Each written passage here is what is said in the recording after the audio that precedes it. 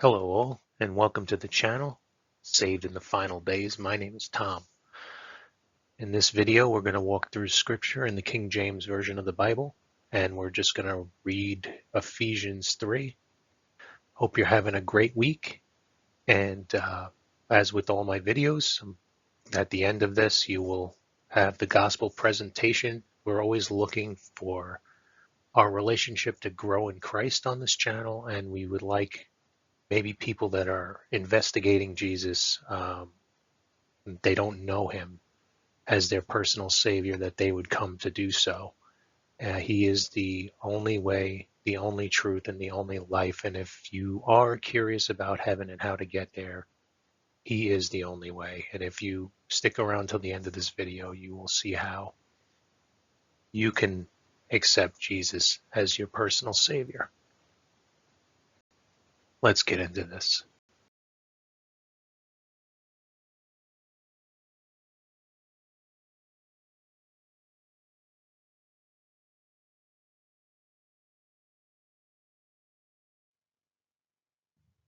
Ephesians 3, 1 through 6.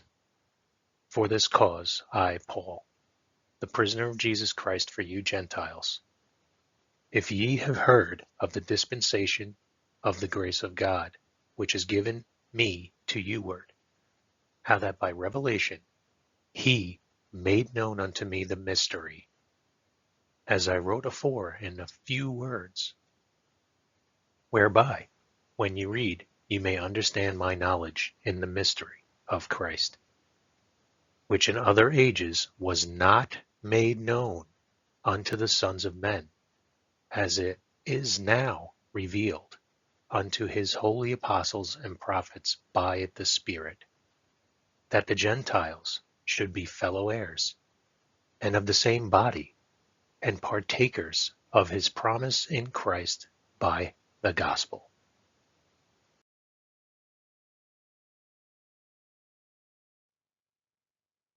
Verses 7 through 10. Whereof I was made a minister, according to the gift of the grace of God given unto me by the effectual working of his power. Unto me, who am less than the least of all saints, is this grace given, that I should preach among the Gentiles the unsearchable riches of Christ, and to make all men see what is the fellowship of the mystery, which from the beginning of the world hath been hid in God, who created all things by Jesus Christ, to the intent that now unto the principalities and powers in heavenly places might be known by the church the manifold wisdom of God.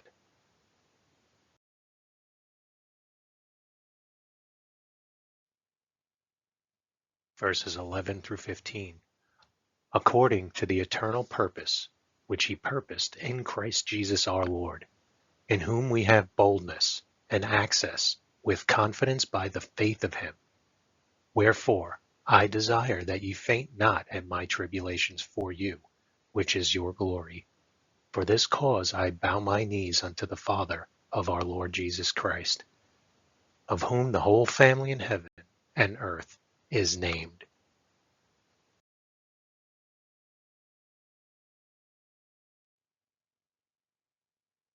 Verses 16 through 21.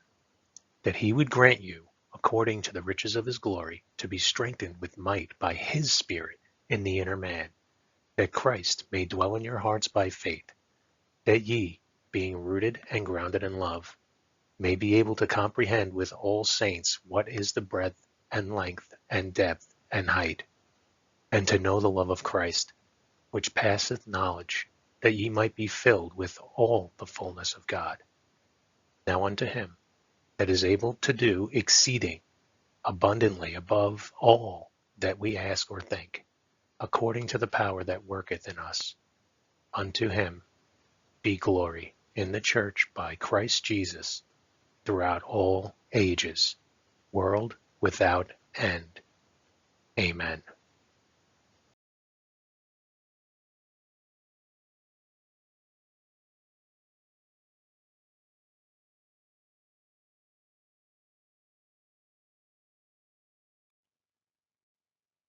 Behold, I come quickly.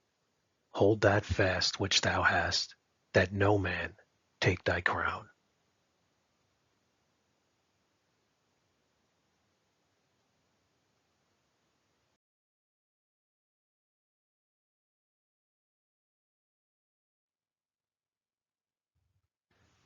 The gospel of your salvation. First, realize your need for a Savior. If you take a walk through the Ten Commandments, you'll start to realize that you've broken at least one, that you are a sinner. Because you're a sinner, if you die in those sins, you will end up eternally separated from God in a place called hell. You must repent. Change your mind about your condition. Your unpaid sin debt will keep you eternally separated from God in heaven. You need a Savior. Next, you have to believe that God sent a Savior. God sent his only begotten Son, Jesus Christ, to save sinners. He shed his blood and died for your sins. He was buried and resurrected on the third day. He was then seen by more than 500 eyewitnesses at once who testify that he is alive forevermore. He is the hand that is trying to save you from the pit. You must place your faith in his blood. It is the payment for your sins. Believe on Jesus now and be saved forever. Call out to Jesus to save you. It is ultimately your choice. Simply ask him to save you.